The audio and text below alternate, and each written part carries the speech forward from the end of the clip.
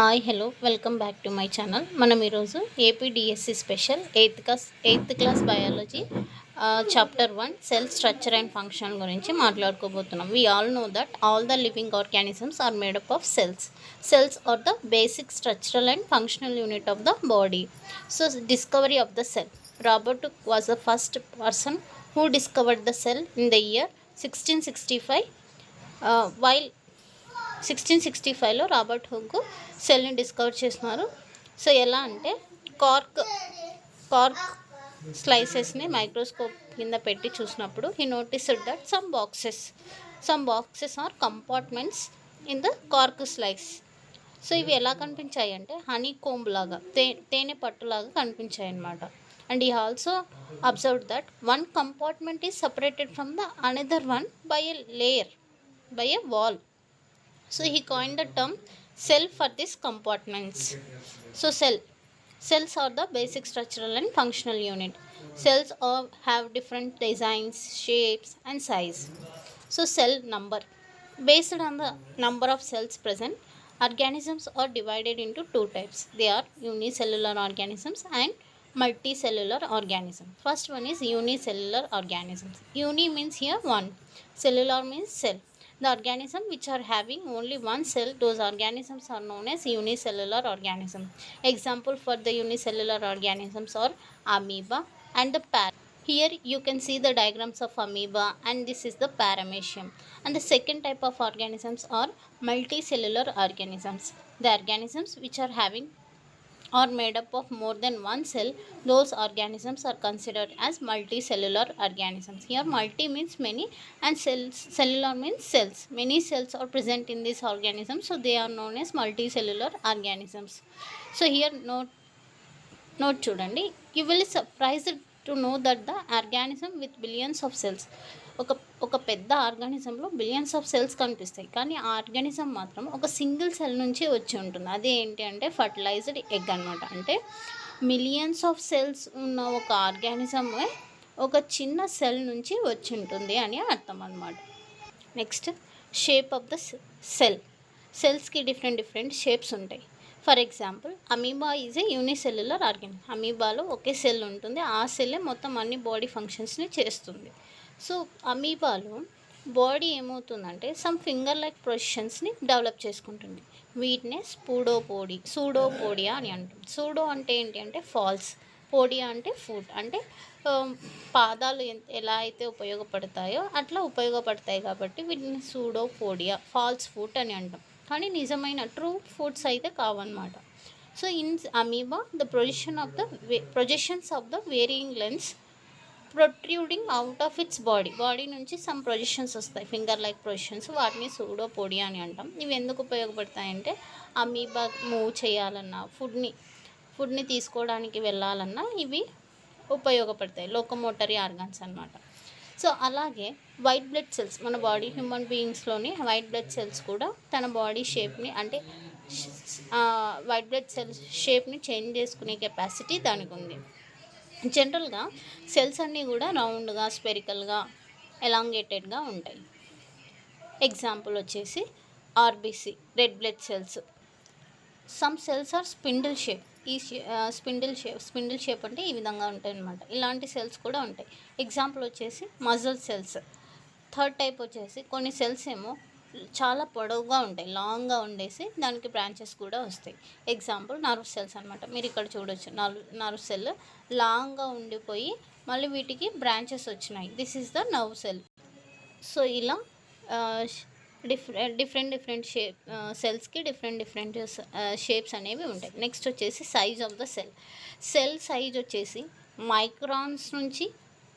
Microns అంతా స్మాల్గా ఉంటాయి, కొన్నేమో చాలా పెద్దవిగా, అంటే ఫ్యూ సెంటీమీటర్స్ వరకు కూడా ఉంటాయి అన్నమాట. ద స్మాలెస్ట్ సెల్ వచ్చేసి 0.1 నుంచి 0.5 మైక్రోమీటర్స్ ఉంటుంది. అది వచ్చేసి బ్యాక్టీరియాలో ఉంటుంది. And the largest cell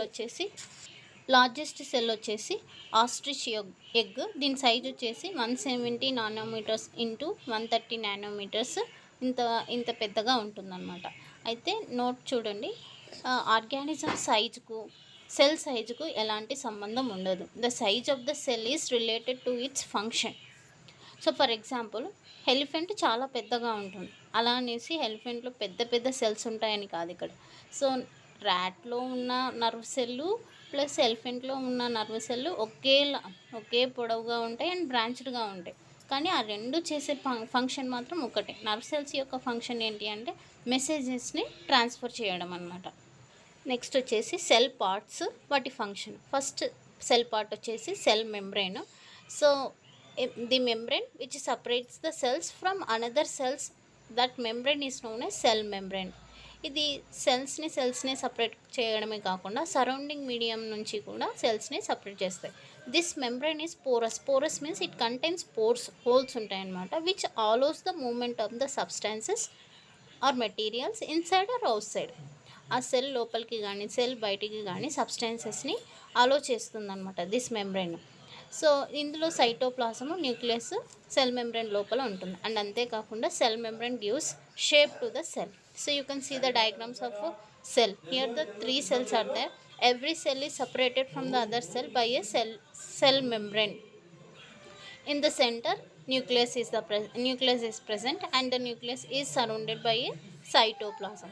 The second part is cell wall. So cell wall వచ్చేసి యానిమల్ సెల్స్లో ఉండవు, ఓన్లీ ప్లాంట్స్లో మాత్రమే ఉంటాయి. ప్లాంట్స్లో సెల్ మెంబ్రెయిన్తో పాటు ఒక అడిషనల్ లేయర్ ఉంటుంది, దాన్ని సెల్ వాల్ అని అంటాము. So it is present above the cell membrane పైన ఉంటుందన్నమాట. సో సెల్ వాల్ ప్లాంట్స్కి చాలా అవసరం అన్నమాట, ఎందుకంటే అవి మూవ్ కాలేవు కాబట్టి. అట్మాస్ఫియర్లో వచ్చే వేరియేషన్స్ని తట్టుకోవాలంటే వాటి చుట్టూ సెల్ వాల్ అనేది compulsory. The cell wall is required by the plants for it's protection against variations in the temperatures, అంటే మారుతున్న టెంపరేచర్స్కి అవి తట్టుకోవడానికి. తర్వాత హై విండ్ యొక్క స్పీడ్ హైగా ఉన్నప్పుడు అప్పుడు కూడా తట్టుకోవడానికి. And from the atmospheric moisture అనమాట. So they are exposed to the variations in the temperatures because they cannot move అనమాట. This is the plant cell. You can see the cell membrane, and cell membrane above the cell membrane extra additional layer is present, that is known as cell wall. And the third part is cytoplasm. It is a jelly like substance present between the cell membrane and nucleus. Cell మెంబ్రెయిన్కి న్యూక్లియస్కి మధ్యలో ఉన్న gel like సబ్స్టెన్స్ని cytoplasm అంటాము. ఇందులో mitochondria, గాల్జీ bodies, ribosomes ఇవన్నీ కూడా సైటోప్లాజంలో float అవుతూ ఉంటాయి. And the fourth part is nucleus. So nucleus is a spherical body, round షేప్గా ఉన్నటువంటి బాడీ. ఇది ఎక్కడ ఉంటుందంటే సెల్ సెంటర్లో ఉంటుంది, at the centre of the cell. So ఇది సైటోప్లాజం నుంచి ఎట్లా సపరేట్ చేయబడుతుందంటే ఒక మెంబ్రెయిన్ ద్వారా. దాన్ని న్యూక్లియర్ మెంబ్రెయిన్ అని అంటాము. This nuclear membrane is also porous, అంటే it contains pores. It also allows the movements of material between the cytoplasm and the inside of the nucleus. Cytoplasm నుంచి nucleus లోపలికి పార్టికల్స్ని లేదా మెటీరియల్స్ని వెళ్ళడానికి లేదా లోపల నుంచి బయటికి రావడానికి దిస్ లేయర్ పోరస్గా ఉంటుందన్నమాట. ఇన్సైడ్ ద న్యూక్లియస్ లోపల ఇంకా ఒక స్పెరికల్ బాడీ ఉంటుంది, దాన్ని న్యూక్లియోలస్ అంటాం. అంతేకాకుండా థ్రెడ్ లైక్ స్ట్రక్చర్స్ ఉంటాయి, వాటిని క్రోమోజోమ్స్ అని అంటాం.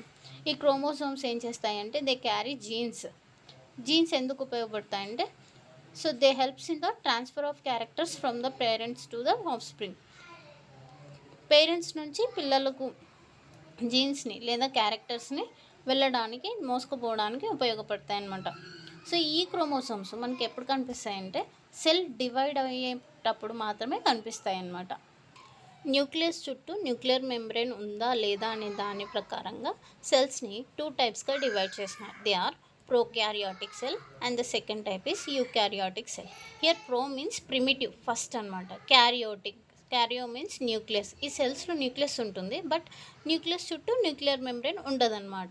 అలాంటి సెల్స్ని ప్రోకారియోటిక్ సెల్. ఇట్లాంటి సెల్స్ మనకు ఎగ్జాంపుల్ ఎవరంటే bacterial cells, blue green algae, ఇలాంటివన్నీ కూడా ప్రోకారియోటిక్ సెల్స్ అని అంటాం. అంటే న్యూక్లియస్ ఉంటుంది but it is not surrounded by nuclear membrane. Next one is eukaryotic cells. You అంటే ట్రూ, క్యారియాన్ మీన్స్ న్యూక్లియస్. ఇక్కడ న్యూక్లియస్ ఉంటుంది, న్యూక్లియస్ చుట్టూ న్యూక్లియర్ మెంబ్రెయిన్ ఉంటుందన్నమాట. అలాంటి సెల్స్ అంతా కూడా యూకారియోటిక్ సెల్. ఎగ్జాంపుల్ వచ్చేసి bacterial cells, blue green algae తప్ప మిగతావన్నీ కూడా అన్ని సెల్స్ కూడా యూకారియోటిక్ సెల్స్ అని చెప్తాం. మన ప్లాంట్ సెల్, అనిమల్ సెల్ కూడా రెండు కూడా దేని కిందకి వస్తాయంటే యూకారియోటిక్ సెల్ కిందకే వస్తాయి. నెక్స్ట్ పార్ట్ వచ్చేసి వ్యాక్యూల్స్. వ్యాక్యూల్స్ వచ్చేసి ఎంటీ లేదా బ్లాంక్ సెల్ లోపల ఎంటీ ఎంటీ స్ట్రక్చర్స్ కనిపిస్తాయి. వాటిని ఏమంటామంటే వ్యాక్యూల్స్ అని అంటాం అనమాట. అయితే అనిమల్ సెల్స్లో ఇవి చాలా చిన్నగా ఉంటాయి. But in the case of plant cell they are very large అనమాట. Vacuoles are mostly present in the plant cells only. Next cell organelles are plastids. So అంతేకాకుండా సెల్ లోపల మనకు సెవరల్ కలర్డ్ బాడీస్ కనిపిస్తాయి. వాటిని ప్లాస్టిడ్స్ అంటాం. Leaves అట్లాంటి పార్ట్స్లో మనకి ఎక్కువగా కనిపిస్తూ ఉంటాయి అన్నమాట. వీటినే ప్లాస్టిడ్స్ అని అంటాం. అయితే వీటికి డిఫరెంట్ కలర్స్ ఉంటాయి. కొన్నిట్లో ఏమో వీటిలో గ్రీన్ కలర్ పిగ్మెంట్ ఉంటుంది, దాన్ని క్లోరోఫిల్ అంటాము. గ్రీన్ కలర్డ్ పిగ్మెంట్ ప్లాస్టిడ్స్ ఉన్నవన్నీ ప్లాస్టిడ్స్ని ఏమంటామంటే క్లోరోప్లాస్ట్ అంటాం. Chloroplast are present in the plants. అందుకే ప్లాంట్స్ అంతా కూడా లీవ్స్ ఎలా ఉంటాయంటే గ్రీన్ కలర్లో ఉంటాయన్నమాట. They provide green colour to the leaves.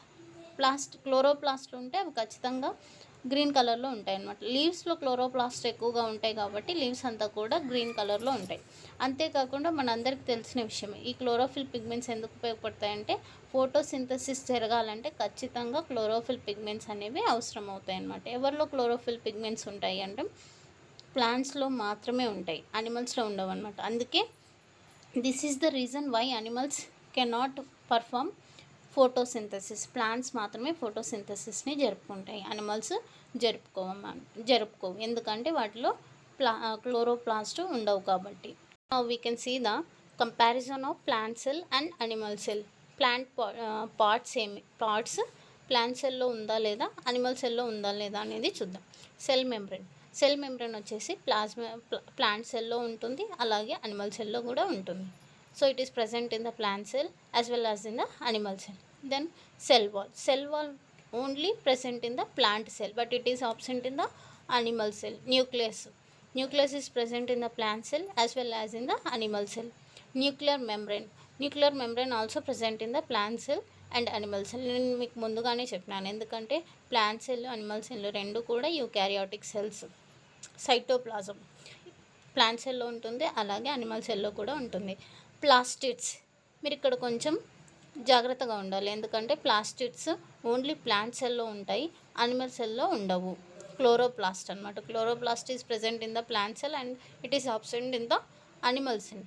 అది ఉన్నందుకే ప్లాంట్స్ ఫోటోసింథసిస్ జరుపుకుంటాయి.